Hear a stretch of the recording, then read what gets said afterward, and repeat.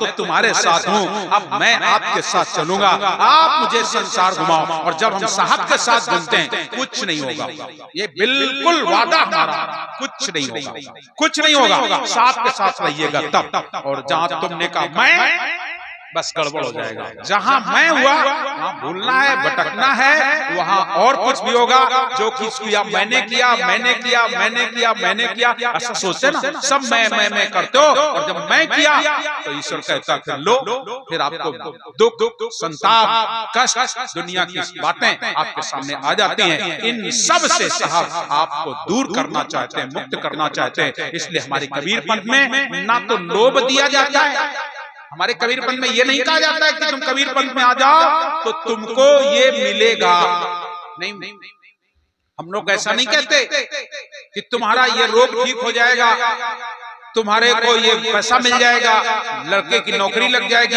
ये लग जाएगा, वो लग जाएगा। हमारे कबीर पंथ में नहीं सिखाया जाता। हम तो अपने पिता के साथ जब जा रहे हैं वो खुद देखेगा, वो खुद देगा, जितना जरूरत है, जैसा जरूरत होगा वो रखेगा, उसकी आवश्यकता है। हम मांगे और मांगने से मिल जाए तो बता देना। कौन भगवान देता है मांगने से? केवल बताओ कि कौन सा भगवान है इस संसार में जो मांगने से देता है। हम वो मंगवे चले, बताओ कौन भगवान है? तुम लोग घबराओ ना, अपने लिए कुछ ना मंगवे, हमें खुद मिलो सब, हम तुम्हारे सबके लिए मंगवे।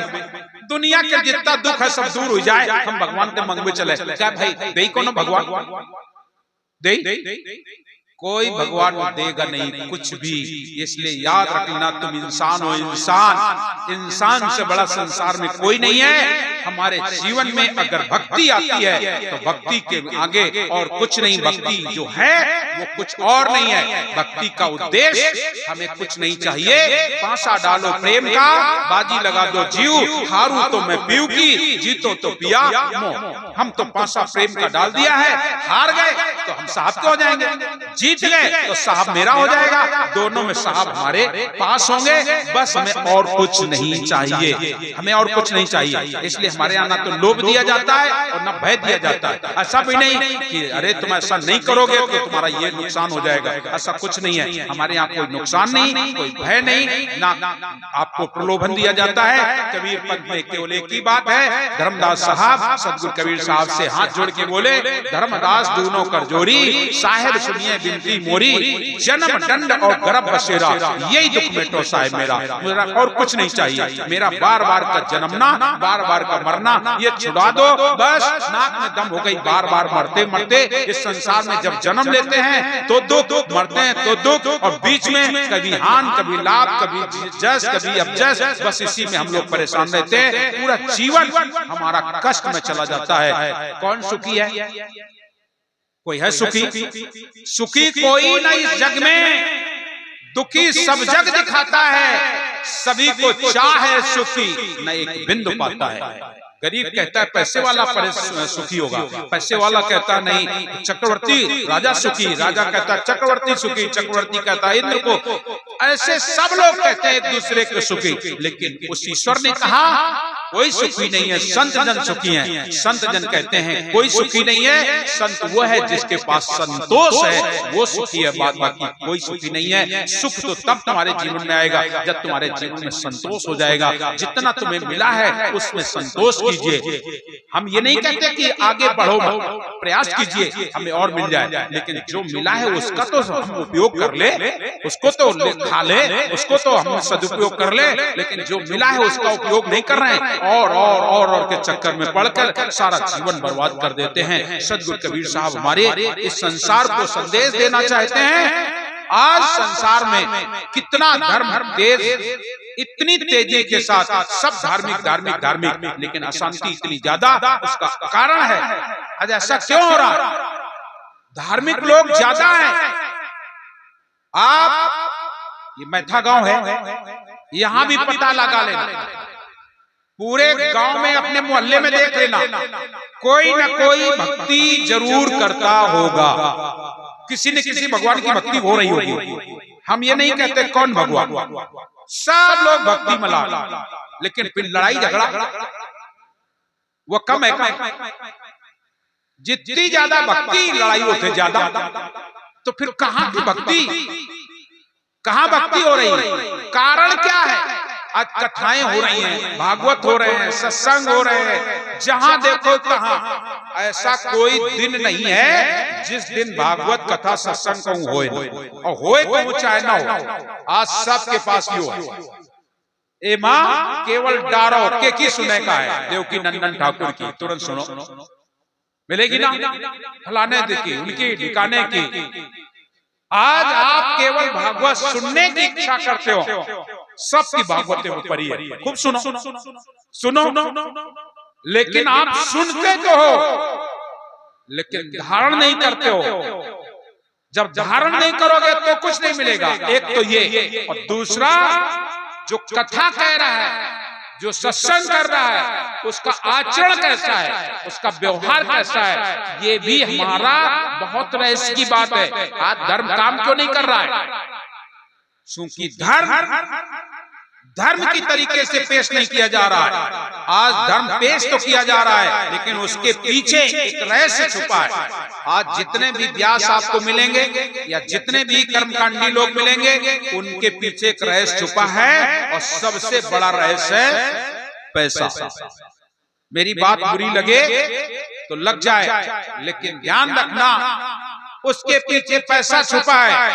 आज आपके यहाँ ऐसे ऐसे व्यास हैं जो 5 लाख रुपया नगद लेते हैं, 10 लाख रुपया नगद लेते हैं।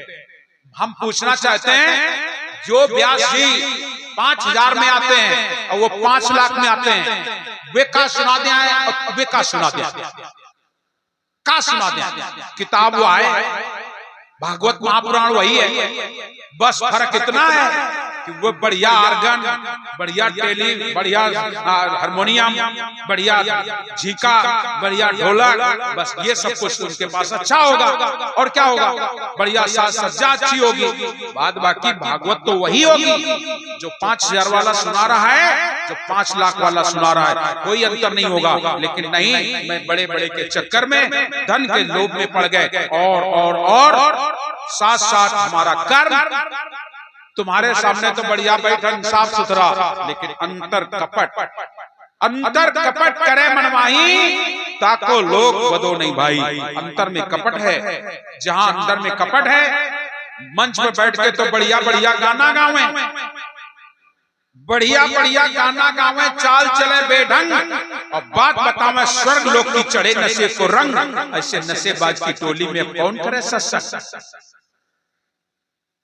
पीपी नशा लापन लागे, चढ़े नशे को रंग, संत देव का नंग बतावे नंग देव का संत। ऐसे नशेबाज की टोली में आप कौन करे सत्संग? कोई मंगावे बीड़ी गांजा, कोई मंगावे भंग, और कोई मंगावे चिलम तमाकू, सबके बने निसंग। ऐसे नशेबाज की टोली में कौन करे सत्संग? बहुत सारे सत्संग आप लोग सुनते होंगे, हम बड़ाई नहीं करते, लेकिन आपके यहाँ ये संत लोग आए, आपने देखा किसी को तंबाकू खाते? आपने देखा किसी को बीड़ी पीते? ये संत भी तो आपके यहाँ आए। और आप जाओगे यज्ञ में कहीं और, कोई लंग चिलम चटक रही है, तो कोई तमाकू चल रही है, तो कोई गांजा उड़ रहा है, लेकिन आपको यहाँ कहीं कुछ नहीं मिलेगा। सात्विक विचारधारा से रहिए, जो भी बोलना है, कहना है, सुनना है, सामने कहिए, और भक्ति में रह करके अपने आचरण में अच्छी से रहनी कहनी होनी चाहिए। जाकी रहनी अपार जगत में सोई सतनाम प्यारा जी, और जैसे पूरे राय जग भीतर जले में करता सारा जी, वाक्य पत्र नीर नहीं व्यापे ढरक जाए जैसे पारा जी, जैसे सती जले पिया संग पिया बचन नहीं टारा जी, आप करे और इनको तारे तारे कुल परिवारा जी, जैसे सूर चढ़े लड़ने को बांध सकल हथियारा जी, वाकी सुरत रहे लड़ने में प्रेम मंगल ललकारा जी। ऐसी रहन को साधु कहावे आत्म तत्व विचारा जी, और कहें कबीर सुनो भाई साधु पहुंचे गुरु का प्यारा जी। वो पहुंचेगा जो गुरु का प्यारा होगा। आप अपने जीवन में सदगुरु से प्रेम करना सीख लो, तो बनेगी, नहीं तो बनेगी नहीं। आज हम धर्म के पीछे लड़ाई कर रहे हैं, झगड़ा कर रहे हैं। दया धर्म हृदय नहीं, दया धर्म हृदय नहीं, ज्ञान कथें बेहद, और ते नर नर के जाएंगे सुन सुन साखी सब। दया है ही नहीं, दया भाव हृदय नहीं। आपके हृदय में दया भाव तो है नहीं, दया भाव हृदय नहीं। ज्ञान कथें बेहद, और ज्ञान आई सुना दे कि अब लागत इनके ज्यादा ज्ञानी को है नहीं दुनिया। दया भाव हृदय नहीं ज्ञान कथे बेहद, और ते नर नरक जाएंगे। सुन सुन साखी शब्द, वो नरक जाएंगे। इसलिए दया करो, दया करो, धर्म को पालो, जग से रहे उदासी, और अपना सच जो सबको जाने ताई मिले अविनाशी। आज दुनिया के लोग डंडा झंडा लिए सनातन सनातन सनातन करते हैं। अरे सनातनी बन जाओ, तब तो सनातन। केवल कहने से नहीं होता है। आज बहुत से लोग कहते हैं सनातन सनातन, मैं सनातनी हूँ सनातनी हूँ। अरे सनातन बन के दिखाओ भाई मेरे। सनातन ही सत्य है, सत्य ही सनातन है। और जब सनातन सत्य है, तुम्हारे पास कितना सत्य है। जब लग सत्य नाम है भाई अपने, तब लग सुख नाही नर सपने। स्वप्न में भी आपको सुख नहीं प्राप्त होगा। इसलिए सत्य को धारण कीजिए, और जब सत्य को धारण करोगे तब होगे सत्य सनातन, तब सनातनी होगे। नहीं तो बकवास है कि हम सनातनी हैं, हम सनातनी हैं। सनातनी बनने के लिए सनातन हो जाओ, आपके जीवन का दुख दर्द दूर हो जाएगा। जिस दिन तुम सनातनी हो जाओगे, सत्य सनातन को धारण कर लोगे। सदगुरु कबीर साहब ने बचाया हिंसकों के हाथ से हिंदू धर्म साबित। जिस हिंदू धर्म की आज तुम बात करते हो, उसको साहब कबीर ने बचाया था, जिसमें हिंदू और मुसलमानों के बीच में विवाद चल रहा था। आकर के दोनों के बीच में खड़े होकर के समझा दिया, दोनों को वो अलग अलग कर दिया। और समझा देने के बाद दोनों के पीर और गुरु कहलाए। हिंदू के गुरु कहलाए, मुसलमान के पीर।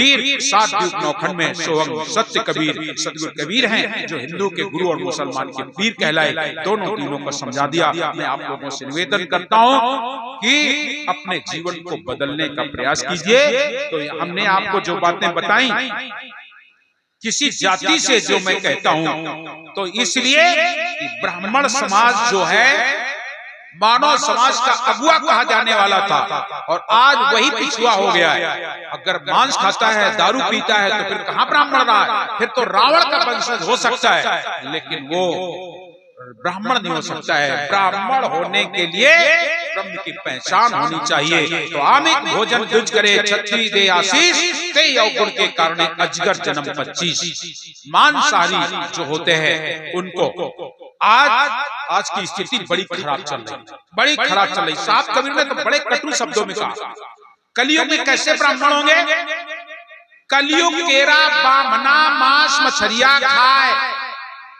कलयुग के ब्राह्मण मांस मछली खाएंगे, और उनसे कह दो पंडित जी राम राम, तो इतना नाराज हो जाते हैं, तुम्हार बाप बाबा हमार पहलगी करत रहा है, और यो काल के लड़कवा हमसे कहा था पंडित जी राम राम। कलयुग केरा बामना मांस मछलियां खाए, और राम कहे थे जड़ जाए, और पांव लागो का खुश हो जाए। ये कलयुग में होगा, और होगा नहीं, हो रहा है। हो रहा है कि नहीं हो रहा है? हो रहा है। अरे ब्राह्मण तो उसे कहा जाता था जो वास्तव में ब्रह्म में विचरण करते थे, उन्हें ब्रह्म कहा जाता था, उन्हें ब्राह्मण कहा जाता था। आज तो बता दिया रावण के वंशज हो गए हैं, राम के वंशज नहीं मिल रहे हैं। आपने जीवन को बदलने का प्रयास करो। आगे साहब इसी में बता रहे हैं, मांस खाने वाले ब्राह्मण को जो पहलगी करेगा, उसे 64 जन्म तक गीध कर्तन धारण करना पड़ेगा।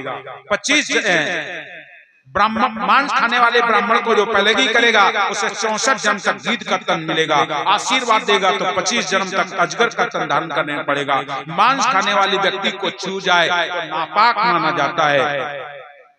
जीव का वध करने वाला, जो कोई किसी जीव का वध करता है, तो जितने उसके रोम होते हैं उतने कल्प तक उसे रो रो नरक में पड़ना पड़ता है। जुआ खेलना 32 कल्प तक विपाक में पड़ना पड़ता है। जुआ खेलना बहुत बुरी चीज है।